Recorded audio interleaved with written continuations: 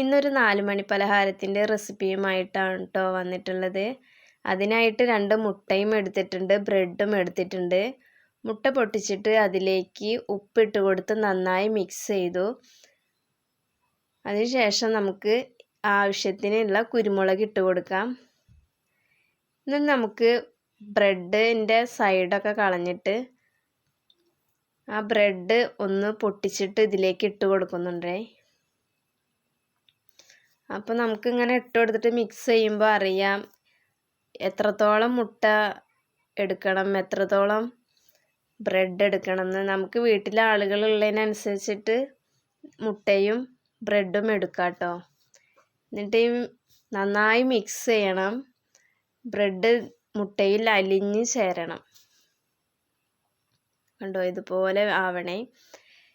എന്നിട്ട് ഒരു പാൻ എടുത്തിട്ട് ചൂടായി വന്നപ്പോൾ നമ്മൾ ഓയിൽ ഒഴിച്ചു കൊടുക്കാതെ അതൊന്ന് പരട്ടിയിട്ടൊന്ന് കൊടുത്തിരിക്കുകയാണ് കേട്ടോ പാനിൽ.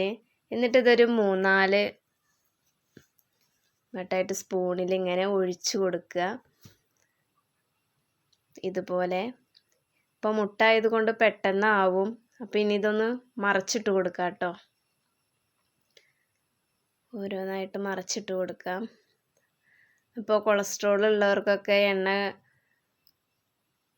ആണെന്ന് വെച്ചിട്ടൊന്നും കഴിക്കാതിരിക്കാൻ ഒന്നും വേണ്ട. കാരണം ഇത് നമ്മൾ എണ്ണയിൽ മുക്കി പൊരിച്ചിട്ടൊന്നല്ലല്ലോ ഉണ്ടാക്കുന്നത്. ഒന്ന് എണ്ണ തടവി കൊടുത്തിട്ട് ആണല്ലോ ഉണ്ടാക്കുന്നത്. അതുകൊണ്ട് അങ്ങനെയുള്ള പേടിയൊന്നും വേണ്ട കേട്ടോ. ഇപ്പോൾ മുട്ട മറിച്ചിട്ട് കൊടുത്തിട്ട് മുട്ട എത്രയും പെട്ടെന്ന് ആവുന്നത് കൊണ്ട് നമുക്കിനി ഇത് നോക്കാം. ഇപ്പോൾ മുട്ട ആയി വന്നിട്ടുണ്ട്. ഇനി ഇത് ഒരു പാത്രത്തിലേക്ക് മാറ്റാം കേട്ടോ. അപ്പോൾ കലക്കയിൽ കുറച്ചും കൂടി ഉണ്ടായിരുന്നു. അപ്പോൾ നമ്മൾ ഈ പാനിലേക്ക് എണ്ണ പുരട്ടിയിട്ട് അടുത്തും കൂടി ഇതുപോലെ ഒഴിച്ചു കൊടുക്കാം കേട്ടോ. വളരെ നല്ല ടേസ്റ്റാണ്. കുട്ടികളൊക്കെ സ്കൂളിട്ട് വരുമ്പോഴൊക്കെ കുട്ടികൾക്ക് ബ്രെഡ് മാത്രം കഴിക്കാൻ കൊടുക്കാതെ ഇങ്ങനെയൊക്കെ ഉണ്ടാക്കി കൊടുത്തു കഴിഞ്ഞാൽ കുട്ടികൾക്ക് വളരെ സന്തോഷമാവും. ഇപ്പോൾ എണ്ണ പലഹാരമാണെന്ന് എന്നുള്ള പേടിയൊന്നും വേണ്ട. ഇപ്പോൾ മുട്ട ആയി വന്നിട്ടുണ്ട്. ഇനി നമുക്കിതൊന്ന് മറച്ചിട്ട് കൊടുക്കാം കേട്ടോ. കണ്ടോ, വളരെ സിമ്പിളായിട്ടുള്ളൊരു പരിപാടിയാണ്. പെട്ടെന്ന് ആയി കിട്ടും.